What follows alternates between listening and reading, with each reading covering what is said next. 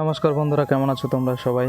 আশা করি সবাই খুব ভালো আছো। সকালবেলা আমার মনটা একটু খারাপ হয়ে গেল, কারণ পাশের বাড়ির ভাস্তি আমাকে ডেকে বলছে যে একটা কুকুরের বাচ্চা হয়েছে, তো সেই বাচ্চাটা নাকি কিসে কামড়ে দিয়েছে। তখনই আমি বিছানাটা ছেড়ে ব্রাশটা করে নিয়ে চলে আসলাম। তো এসেই দেখলাম যে এখানে সব বাচ্চাগুলো শুয়ে আছে। তো একটা একটা করে যে ভাইকে, ভাস্তি, বোন এরা আছে সাথে, এদেরকে বলছি এগুলো দেখতে কার কি হয়েছে। তো হঠাৎই একটা কুকুরে এই বাচ্চাটার দেখা গেল যে নাভির এইখানটাতে কিছু একটা হয়েছে। বন্ধুরা দেখতে পাচ্ছ যে আসলে ওটা পোকা হয়ে গেছে। ঠিক আছে, পোকা হয়ে যাওয়ার কারণটা হচ্ছে হয়তো কিছুদিন আগে কামড়ে দিয়েছে, তো সেটা তো তখন এর কোনো চিকিৎসা হয়নি, যে কারণে এখন এটা পোকা হয়ে গেছে। বন্ধুরা আমি সাথে করে নিয়ে এসেছিলাম নারকেল তেল, তার সঙ্গে মিশিয়ে নেপথুল যেটা গুঁড়ো করে এর নাভিতে দিয়ে দিলাম। কিছু সময়ের মধ্যেই নাভির ভেতরে যেখানে ঘা হয়েছিল সেখানটাতে যা পোকা যা কিছু হয়েছিল সব পোকা বেরিয়ে আসবে। তো বন্ধুরা দেখতে পাচ্ছ যে ওর ভেতরে জ্বালা শুরু করে দিয়েছে, পোকাগুলো সব ভেতর থেকে ওকে খুব বিরক্ত করছে, যেই কারণে ও থাকতে পারছে না। তাই ওকে নিয়ে আসলাম একটু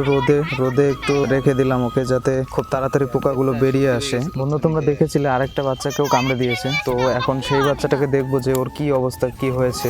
এই বাচ্চাটার অবস্থাটা তো খুবই খারাপ। তো বন্ধুরা আগে তেলটা লাগিয়ে দিই, তারপরে একে কিছুক্ষণ রোদে রেখে দেবো, তারপরে দেখাচ্ছি যে এই বাচ্চাটার কি হয়েছে। দেখলে তোমরা অবাক হয়ে যাবে যে এইটুকু বাচ্চা কতটা কষ্ট সহ্য করছে। বন্ধুরা তোমাদের কাছে একটাই প্রার্থনা, যে একটাই অনুরোধ, তোমরা তোমাদের বাড়ির আশেপাশে যদি দেখো যে এমন কোনো একটা কুকুরের বাচ্চা হয়েছে, তো সেই বাচ্চাটাকে যদি পারো তোমরা অ্যাডপ্ট করে নেবে। বন্ধুরা তোমরা খুব ভালো করে জানো যে রাস্তাঘাটে যেসব কুকুরগুলো চলাফেরা করে এদের নির্দিষ্ট কোনো বাসস্থান থাকে না। তো এদের যখন বিশেষ করে কুকুরের বাচ্চা হয় অগ্রহায়ণ পৌষ মাসের দিকে, তো এই সময় এমনিতেও প্রচন্ড শীত থাকে। তো এদের যেহেতু কোনো নির্দিষ্ট কোনো বাসস্থান থাকে না, তাই এরা দেখা গেল কোনো জঙ্গলে বা মাচার নিচে, নয়তো কোনো পুরোনো বিল্ডিং এ, যেটা পুরোপুরি খোলামেলা থাকে। এই বাচ্চার অবস্থাটা ঠিক কেমন তোমরা বন্ধুরা দেখতেই পাচ্ছ। আর কতটা কষ্ট, কতটা যন্ত্রণা ভোগ করছে তোমরা ভিডিওটা দেখে খুব ভালো করেই বুঝতে পারছো। তো দেখো বন্ধুরা একদম পুরো বড় বড় হয়ে গেছে পোকাগুলো। তো এটা পায়ে কামড়ে দিয়েছিল, এটা সবে শুরু হয়েছে। এই পোকাগুলো আরো বড় হয়ে যেত যদি আর কিছুদিন পরে দেখা যেত।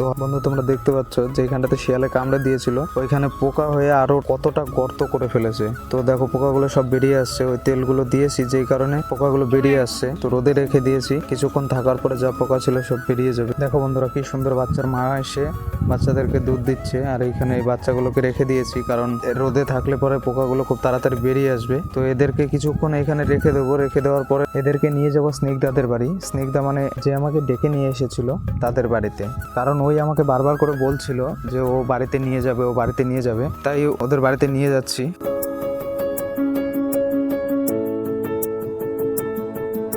বন্ধুরা তোমরা দেখতেই পাচ্ছ কত সুন্দর কিউট বাচ্চা। এই বাচ্চাগুলো যদি এত কষ্ট পায় তো নিজেরও দেখে খুব খারাপ লাগে। তো তোমরা বন্ধুরা যতটা পারো এদেরকে সহযোগিতা করবে, এদের সাহায্য করবে, এদের পাশে থাকার চেষ্টা করবে, কারণ এদেরকে দেখার মতো আমাদের যেমন মা বাবা আত্মীয় স্বজন এদের জন্য তেমন কোনো কিছুই নেই, এদেরও বেঁচে থাকার অধিকার আছে। তো বন্ধুরা তোমরা যতটা পারবে এদেরকে খেয়াল রাখার চেষ্টা করবে। স্নিগ্ধাদের বাড়িতে নিয়ে চলে আসলাম এদেরকে। আমার এখনো সকালে অনেক কাজ বাকি আছে, যে কাজগুলো আমার করতে হবে। স্নিগ্ধাকে বলে দিলাম আমাদের বাড়ি থেকে গরুর দুধ নিয়ে আসতে। মা কুকুরটার অবস্থাটা খুবই খারাপ, ও দুধ হচ্ছে না কুকুরটার। দেখো কি সুন্দর কিউট বাচ্চা। এই বাচ্চাগুলো এখন যদি না খেতে পায় তাহলে এই বাচ্চাগুলো মারা যাবে। তো বন্ধুরা এদেরকে এখন এখানেই রেখে দিলাম, রেখে দিয়ে আমি এখন আমার কাজে বেরিয়ে পড়বো। তো আবারও একটা নতুন ভিডিও নিয়ে তোমাদের সাথে দেখা হবে বন্ধুরা। পোকামোনার ভেতরে আরো দু একটা রয়ে গেছে বন্ধুরা, তো তেলটা দিয়ে দিয়েছি, কোনো অসুবিধা নেই, সব বেরিয়ে যাবে।